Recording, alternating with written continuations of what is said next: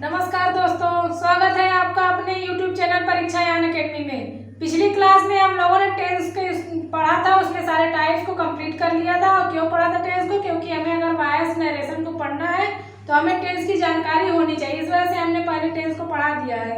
अब उसके बाद चलिए आज हम स्टार्ट करते हैं वॉइस। वॉइस में हमें टेंस की जानकारी अवश्य होनी चाहिए। अगर टेंस में हमें हेल्पिंग वर्ब नहीं पता है तो हम वॉइस को फॉर्मेशन नहीं कर सकते, इस वजह से हमने टेंस को पहले पढ़ा दिया है। अब चलिए आज हम शुरुआत करते हैं वॉइस। वॉइस कहते हैं किसे? वॉइस की हिंदी क्या होती है? वाच्य होती है। चलिए इसकी डिफिनीशन लिख लेते हैं। डिफिनीशन क्या है? वॉइस की डिफिनीशन है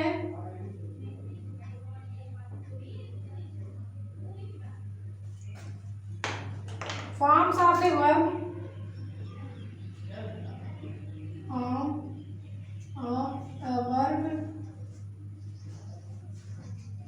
indicating the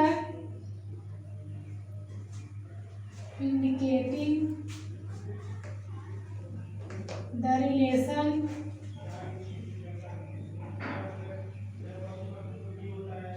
between the events में कौन कौन से आते हैं? सब्जेक्ट और ऑब्जेक्ट आते हैं। Subject object between the participants of subject and object, between the events and events itself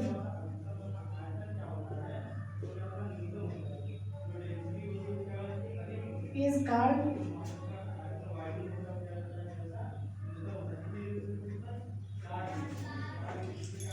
definition क्या है? form of a word indicating the relation between the participants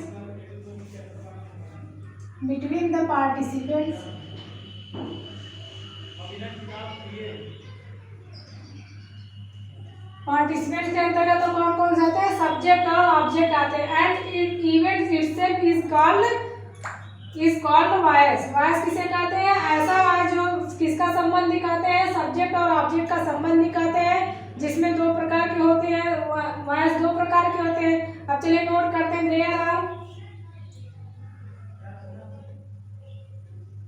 there are two types of voice. Voice कितने प्रकार के? दो प्रकार के होते हैं। कौन कौन से होते हैं? Active voice and passive voice. पहला है एक्टिव वॉइस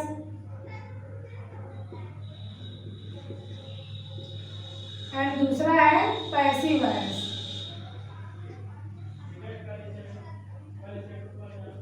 एक्टिव वॉइस किसे कहते हैं? जिसमें सब्जेक्ट वर्क करता है उसे हम क्या कहते हैं? एक्टिव वॉइस कहते हैं। तो चलिए इसकी डिफिनीशन नोट कर लेते हैं। एक्टिव वॉइस क्या है? When a subject does action is called active voice. When a subject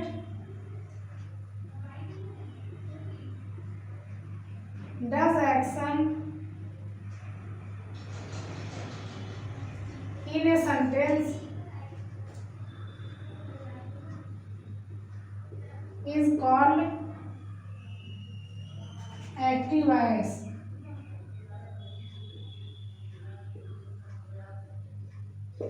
active voice किसे कहते हैं? When a subject does action in a sentence is called active voice. किसी भी वाक्य में जब कोई कार्य सब्जेक्ट के द्वारा किया जाता है तो वहां पे हम उसको क्या कहेंगे? एक्टिव वॉइस कहेंगे। इसका एग्जांपल नोट कर लेते हैं। जैसे एग्जांपल दिया गया है, I write a letter. I write a letter. दूसरा एग्जांपल है, he writes a letter. He writes a letter. यहाँ पे देखिए दोनों वाक्य में कार्य को कौन कर रहा है? सब्जेक्ट कर रहा है। सब्जेक्ट इसमें कौन है? सब्जेक्ट आई है। लिखने का कार्य, लेटर लिखने का कार्य कौन कर रहा है? तो आई कर रहा है, इस वजह से ये एक्टिव वॉइस के अंतर्गत आएगा। दूसरे वाक्य में देखिए, ही राइट्स अ लेटर। यहाँ पर भी लिखने का कार्य कौन कर रहा है? सब्जेक्ट कर रहा है। सब्जेक्ट कौन है? ही। तो इस वाक्य ये वाक्य कैसा वाक्य होगा? ये एक्टिव वॉइस के अंतर्गत वाक्य आता है। अब चलिए दूसरा टाइप देखते हैं। दूसरा टाइप क्या है? Passive voice. एक्टिव वॉइस को हिंदी में कहते हैं कर्तावाच्य, कर्तावाच्य। अब पैसिव वॉइस दूसरा देखते हैं। पैसिव वॉइस को हिंदी में क्या कहते हैं? कर्मवाच्य कहते हैं। दूसरा क्या है? पैसिव वॉइस, इसकी हिंदी क्या होती है? कर्मवाच्य। पैसिव वॉइस की हिंदी क्या होती है? कर्मवाच्य। इसका डिफिनीशन क्या है? When in a subject an object does action is called passive voice। ऐसा वाक्य जिसमें एक्शन कौन करता है, मतलब कार्य को कौन करता है, तो वहाँ पे ऑब्जेक्ट कार्य करता है, ऑब्जेक्ट की प्रधानता होती है, इस वजह से वो कौन सा वाक्य होगा? पैसिव वॉइस के अंतर्गत वो वाक्य आता है। जैसे देखिए, नोट कर लीजिए, when an object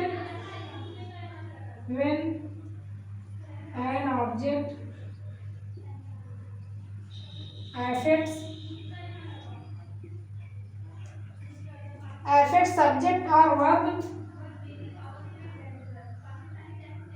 subject or verb is called passive voice। Passive voice किसे कहते हैं? When an object affects subject or verb is called passive voice। किसी भी वाक्य में जब कोई कार्य सब्जेक्ट या वर्ब को कौन प्रभावित करता है, कौन अफेक्ट करता है, तो ऑब्जेक्ट अगर करे तो वो वाक्य कैसा वाक्य होगा? पैसिव वॉइस अर्थात कर्मवाच्य होगा। उसमें कर्म की प्रधानता होती है। कर्म अर्थात ऑब्जेक्ट, जिसकी हिंदी क्या होती है? ऑब्जेक्ट होती है। इसका एग्जाम्पल नोट कर लीजिए। एग्जाम्पल दिया गया है। अब चलिए देखते हैं इसी का फॉर्मेशन, जो एक्टिव वॉइस में वाक्य दिया गया इसी को हम फॉर्मेट करते हैं पैसिव वॉइस में। यहाँ पे देखिए किसकी प्रधानता होगी? ऑब्जेक्ट की प्रधानता होगी। एक्टिव वॉइस में किसकी प्रधानता होती है?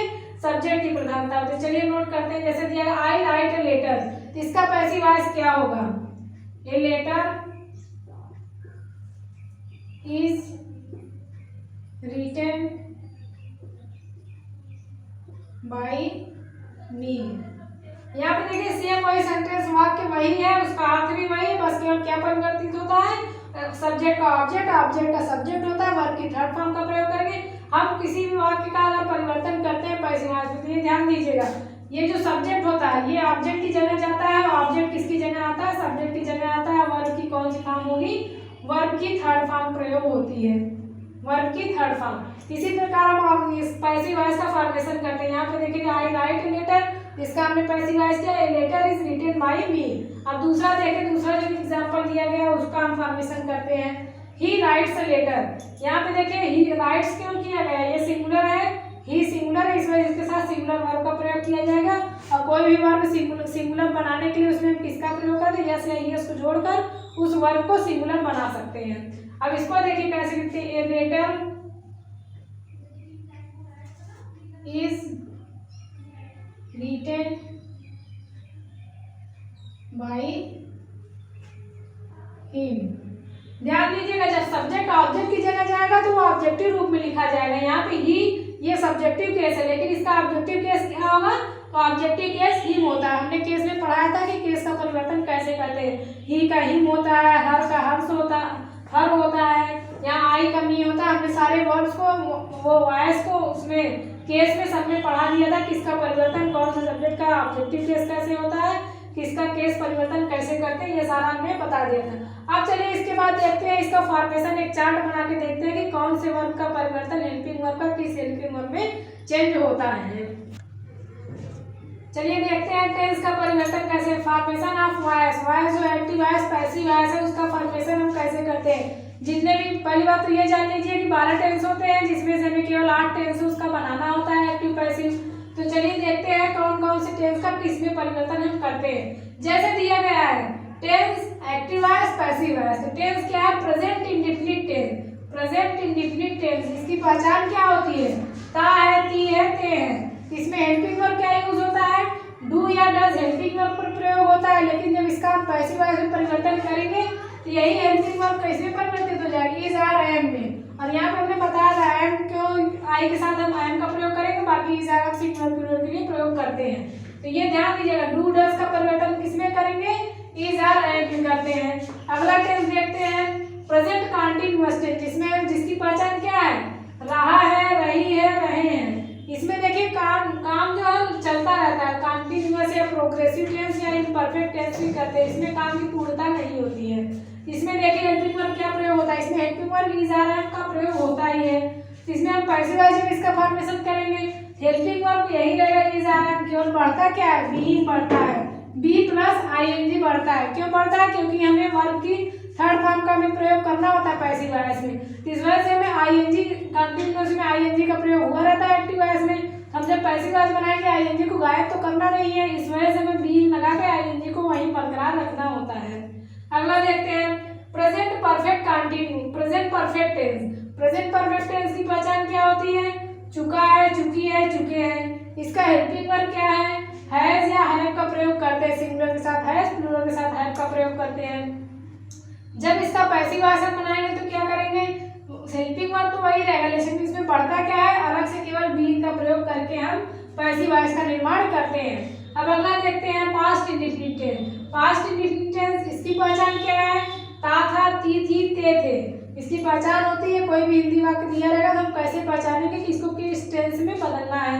इसकी पहचान यही होती है, ता थी, ते थे, ती थी। इसका देखिए वर्ब हेल्पिंग वर्ब क्या एक्टिव वॉइस में होता है, एक्टिव वॉइस में जब अफर्मेटिव होता है, हमने पढ़ाया था टेंस को पढ़ाते टाइम कि अफर्मेटिव में जब एक्टिव वॉइस रहेगा तो वर्ब की सेकंड फॉर्म का प्रयोग करते हैं।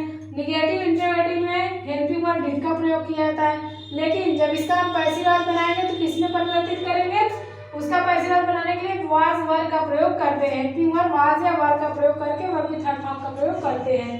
अगला देखते हैं पास्ट कंटीन्यूअस।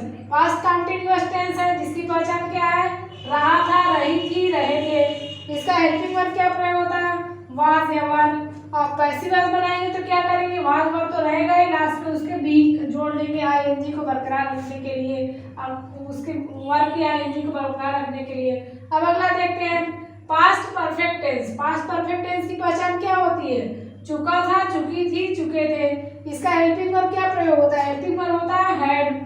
इसमें देखिए पैसिव वॉइस बनाने के लिए एक्स्ट्रा क्या हम अलग से जोड़ते हैं, हैड के साथ प्लस बीन का प्रयोग करते हैं, तो वो वहाँ पे पैसिव वॉइस का फॉर्मेशन होता है। एक्टिव से पैसिव बदलने के लिए इसमें केवल हैड का प्रयोग होता है हेल्पिंग वर्ब, लेकिन यहाँ पे हैड प्लस बीन का प्रयोग करते हैं।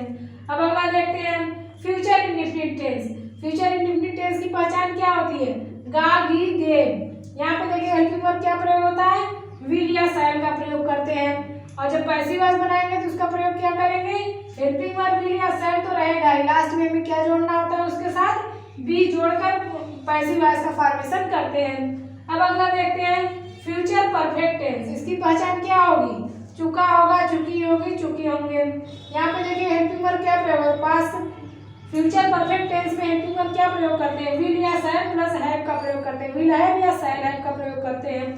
तो उसका पैसिव वॉइस जब हम बनाएंगे तो क्या करेंगे, विल हैव या शैल हैव तो रहेगा ही, लास्ट में हमें क्या जोड़ना होता है, अलग से बीन जोड़कर पैसिव वॉइस का फॉर्मेशन करते हैं। अब इसके बाद चलिए देखते हैं कि यहाँ पे हमने पढ़ा था 12 प्रकार के टेंस होते हैं, लेकिन यहाँ पे कितने प्रकार के हमने पढ़े, केवल 8 प्रकार के। चलिए देखते हैं कौन कौन से ऐसे टेंस है जिनका पैसिव वॉइस नहीं बनता है। चलिए अब देखते हैं जो सेंटेंस ऐसे हैं जिनका हम पैसिव वॉइस नहीं बनाते हैं। जैसे दिया गया है present perfect continuous tense. 4 tense ऐसे हैं जिनका हम वो पैसिव वॉइस नहीं बना सकते। तीनों जो टेंस होते हैं उसके पास्ट परफेक्ट कंटीन्यूअस और फ्यूचर का continuous. Present perfect continuous, past perfect continuous, future continuous, future perfect continuous. इन चारों टेंसेस का हम फ्यूचर पैसिव वॉइस नहीं बना सकते। ये थी अभी जो हम लोग पढ़ते आ रहे हैं उसकी, लेकिन मॉडर्न ग्रामर में बताया गया कि इसका पैसिव वॉइस बना सकते हैं, बीन प्लस बीन का प्रयोग करके बना सकते हैं, लेकिन इसको हमें पढ़ना नहीं क्योंकि हमारे एग्जाम में ये पूछा नहीं जाएगा। हम केवल यही जाने कि इन चारों का पैसिव वॉइस नहीं बनता है। उसके बाद देखते हैं कि पैसिव वॉइस बनाने के लिए किन किन रूल्स को हमें फॉलो करना होता है। जैसे देखिए सब्जेक्ट का ऑब्जेक्ट, ऑब्जेक्ट का सब्जेक्ट बनाते हैं। कोई भी सेंटेंस होता है, अभी हमने पीछे एग्जाम्पल में बताया भी था कि कोई भी सेंटेंस दिया रहेगा उसका हम क्या करेंगे, पहले सेंटेंस देखते हैं, उसमें सब्जेक्ट क्या है उसको देखते हैं, फिर ऑब्जेक्ट क्या है उसको देखते हैं। तो ऑब्जेक्ट का सब्जेक्ट करते हैं और सब्जेक्ट को ऑब्जेक्ट की जगह ले जाके ऑब्जेक्ट को नॉमिनेटिव केस में लिखते हैं और सब्जेक्ट का जो नॉमिनेटिव केस होता है उसको ऑब्जेक्टिव केस में लिखते हैं और वर्ब की थर्ड फॉर्म का प्रयोग करते हैं। बाकी उसके बाद उसके पहले हमने बताया था कि वर्ब की थर्ड फॉर्म का प्रयोग करते हैं। यहाँ पर भी देख लीजिए दिया गया है मेन वर्ब का पास्ट पार्टिसिपल में यूज करते हैं। पास्ट पार्टिसिपल मतलब क्या होता है, हमने बताया था वर्ब कितने प्रकार के होते हैं। वर्ब का फॉर्मेशन वर्ब के 5 प्रकार से हम उसको व्यक्त कर सकते हैं। पास्ट पार्टिसिपल था जो कि वर्ब का थर्ड फॉर्म होता है, उसमें प्रयोग करते हैं। फिर लास्ट में जब हमें ऑब्जेक्ट लिखना होता है तो वर्ब जो दिया था उसके बाद हम बाई प्रीपोजिशन का प्रयोग करते हैं। किस प्रीपोजिशन का, बाई प्रीपोजिशन का। ये तो थी ये बात, लेकिन अब इसके बाद देखते हैं बाई के अलावा भी हम कुछ प्रीपोजिशन का प्रयोग करते हैं, लेकिन वहाँ पे देखना होगा कि कौन सा ऐसा वर्ब है जो बाई प्रीपोजिशन को नहीं लेता, ऐड टू विथ को लेता है, उसी के साथ हम करेंगे। बाकी अधिकतर तो बाई के साथ होता ही है। जैसे बाई के अलावा ऐड, टू, विथ आदि प्रीपोजिशन का प्रयोग हम सेंटेंस के अनुसार करते हैं। वहाँ पे हमें ध्यान देना होगा कि कौन सा वर्ब कौन से प्रीपोजिशन को एक्सेप्ट करता है। अधिकतर तो वर्ब ऐसे होते हैं जो बाई को एक्सेप्ट करते हैं, लेकिन कुछ ऐसे होते हैं इंटरेस्ट होता है, विथ कोई भी औजार से हमें कार्य करने के लिए दिखाया जाता है। वहाँ पे जितने भी ऐसे होते हैं, जितने वर्ब हमें देखना होगा कि कौन सा किस प्रीपोजिशन को एक्सेप्ट करता है, तो उस अनुसार हम वहाँ पे पैसिव वॉइस में उसका प्रयोग करते हैं। अब चलिए देखते हैं एक एक करके जो जितने भी हमारे सेंटेंस थे मतलब टेंस थे उसमें देखते हैं कि कौन से टेंस का फॉर्मेशन हम किस प्रकार करेंगे। चलिए देखते हैं tense from active voice to passive voice. जो भी टेंस है उसका एक्टिव वॉइस से हम पैसिव वॉइस में परिवर्तन कैसे करेंगे।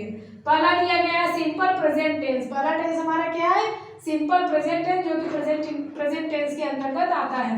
यहाँ पे देखिए स्ट्रक्चर दिया गया है। स्ट्रक्चर क्या है, पैसिव सब्जेक्ट मतलब जो एक्टिव का सब्जेक्ट रहेगा वो पैसिव का ऑब्जेक्ट बनता है, जो एक्टिव का ऑब्जेक्ट होता है वो पैसिव का सब्जेक्ट बनता है। यहाँ पे हमने समझने के पैसिव का सब्जेक्ट जो बनेगा उसको हम लिखेंगे। पैसिव का सब्जेक्ट रहेगा, helping verb is are and present indefinite में प्रयोग करेंगे। उसके बाद वर्ब की third form plus by preposition का प्रयोग करेंगे। फिर पैसिव का ऑब्जेक्ट मतलब जो एक्टिव का सब्जेक्ट होगा वही पैसिव का ऑब्जेक्ट बनेगा। तो एक्टिव का सब्जेक्ट जो होगा उसका नाम ऑब्जेक्टिव केस में हम यूज करके पैसिव का ऑब्जेक्ट उसका बनाते हैं। अब जैसे यहाँ देखिए सेंटेंस दिया गया। सेंटेंस क्या दिया गया है, चिल्ड्रन लाइक स्वीट्स। हमने बताया ना सब्जेक्ट का ऑब्जेक्ट करते हैं, ऑब्जेक्ट का सब्जेक्ट। यहाँ पे ऑब्जेक्ट क्या है, स्वीट्स।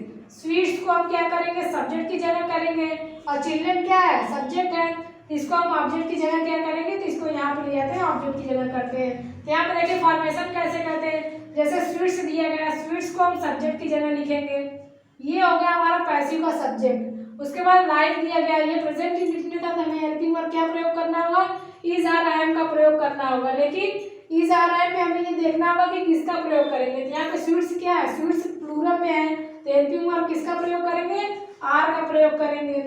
आर लाइक का थर्ड फॉर्म क्या होता है, वर्ब की थर्ड फॉर्म का हमने प्रयोग करना बताया, तो वर्ब की थर्ड फॉर्म लाइक का क्या होगा, लाइक्ड। बाई प्रीपोजिशन का प्रयोग करके हम क्या लिखेंगे, चिल्ड्रेन को लिख देंगे। इसी प्रकार हमारे जितने भी पैसिव वॉइस होते हैं उसका हम फॉर्मेशन करेंगे। एक्टिव से पैसिव में सेम यही फॉर्मेशन। मेन बात यही याद है, सब्जेक्ट का ऑब्जेक्ट और ऑब्जेक्ट का सर्वे, वर्ब की थर्ड फॉर्म और हेल्पिंग वर्ब को हमें ध्यान देना होता है। अब देखिए जैसे अगला दिया गया है, we respect him. We respect him, यहाँ पे देखिए ऑब्जेक्ट क्या है, हिम ऑब्जेक्ट है। तो हिम का ऑब्जेक्ट अगर ऑब्जेक्ट है तो इसका नॉमिनेटिव केस क्या होगा या सब्जेक्टिव केस क्या होगा। हिम का सब्जेक्टिव केस क्या होता है, ही होता है। और फिर रिस्पेक्ट दिया गया, यहाँ पे हेल्पिंग वर्ब क्या, अगर ही सिंगुलर आ गया, सिंगुलर साथ हेल्पिंग वर्ब क्या यूज करेंगे, इज का प्रयोग करेंगे। हमने टेंस में पढ़ाते टाइम बताया भी था। फिर रिस्पेक्ट का थर्ड फॉर्म क्या होता है, respected, he is respected bye preposition.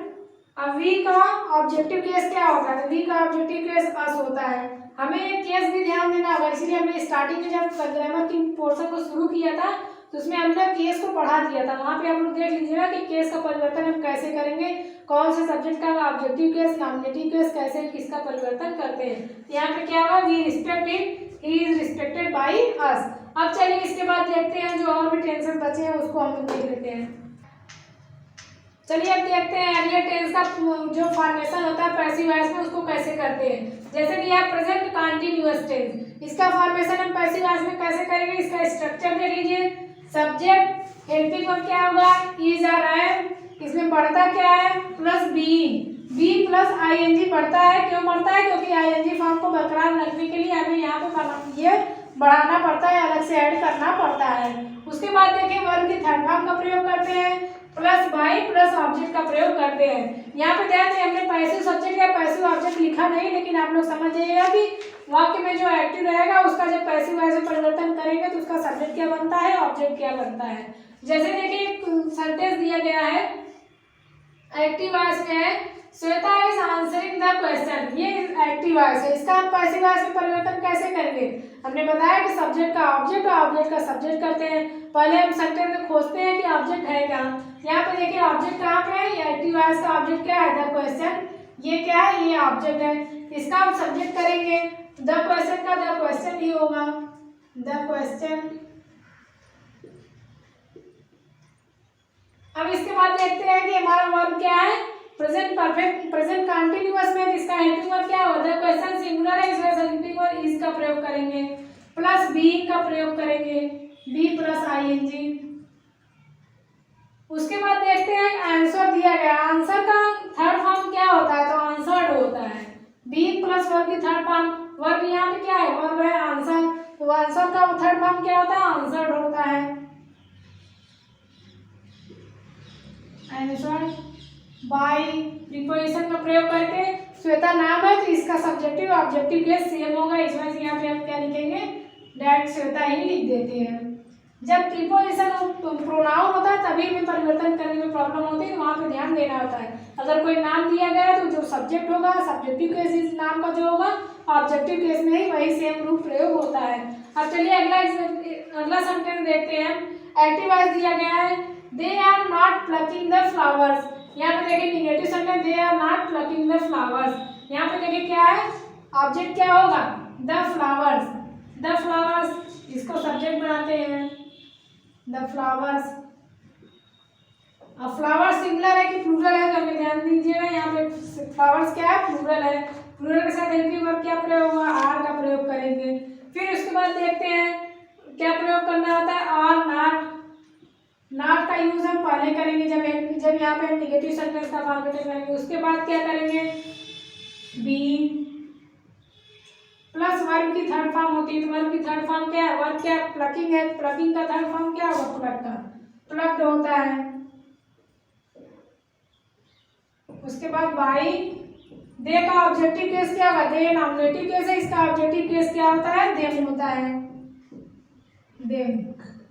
यहाँ पे देखिए क्या दिया गया है, the flower are not, the flowers are not being plucked by them, ये इसका पैसिव फॉर्मेशन होता है। अब चलिए अगला टेंस देखते हैं जो कि है प्रेजेंट परफेक्ट टेंस का पैसिव वॉइस हम कैसे निर्माण करते हैं। तो उसका स्ट्रक्चर देखते हैं, सब्जेक्ट प्लस हेल्पिंग वर्ब क्या होगा, है या है, प्लस बी यही पड़ता है, प्लस वर्ब की third form plus by plus object. यहाँ पे देखिए सेंटेंस दिया गया है एक्टिव वॉइस का, ही has washed the plates, he has washed the plates, ये क्या है, एक्टिव वॉइस का सेंटेंस है। इसको हम पैसिव वॉइस में क्या करेंगे, पहले देखते हैं ऑब्जेक्ट कहाँ पे है, ऑब्जेक्ट हमारा क्या है, द प्लेट्स, तो इसको सब्जेक्ट की जगह लिखते हैं द प्लेट्स। प्लेट्स क्या सिंगुलर है या प्लूरल है, तो ध्यान दीजिएगा प्लेट्स प्लूरल है। प्लूरल के साथ हेल्पिंग वर्ब क्या प्रयोग करते हैं, हैव का प्रयोग करते हैं, हैव प्लस बीन दिया गया है फार्मूले में। उसके बाद क्या प्रयोग करें, वर्ब की थर्ड फॉर्म, वाज का थर्ड फॉर्म क्या होता है, वाज ही होता है, इसमें थर्ड फॉर्म दिया रहता है, हमें बस बनाने में आसानी होगी। वाज्ड बाई, ही का ऑब्जेक्टिव केस क्या होता है, ही होता है, ये होगा इसका पैसिव वॉइस। अब अगला टेंस देखते हैं, इसमें देखते हैं अगला sentence, they have cut all telephone wires. यहाँ पे देखिए ऑब्जेक्ट कहाँ से कहाँ तक होगा, ऑब्जेक्ट होगा ऑल टेलीफोन वायर्स, ये पूरा ऑब्जेक्ट होगा। इसको हम क्या करेंगे, सब्जेक्ट की जगह लिखेंगे, यहाँ लिखते हैं ऑल टेलीफोन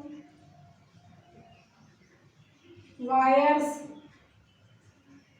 अब देखिए क्या दिया गया, वायर्स है प्लूरल है, इसके साथ हेल्पिंग क्या यूज करेंगे, हैव का प्रयोग करेंगे, हैव।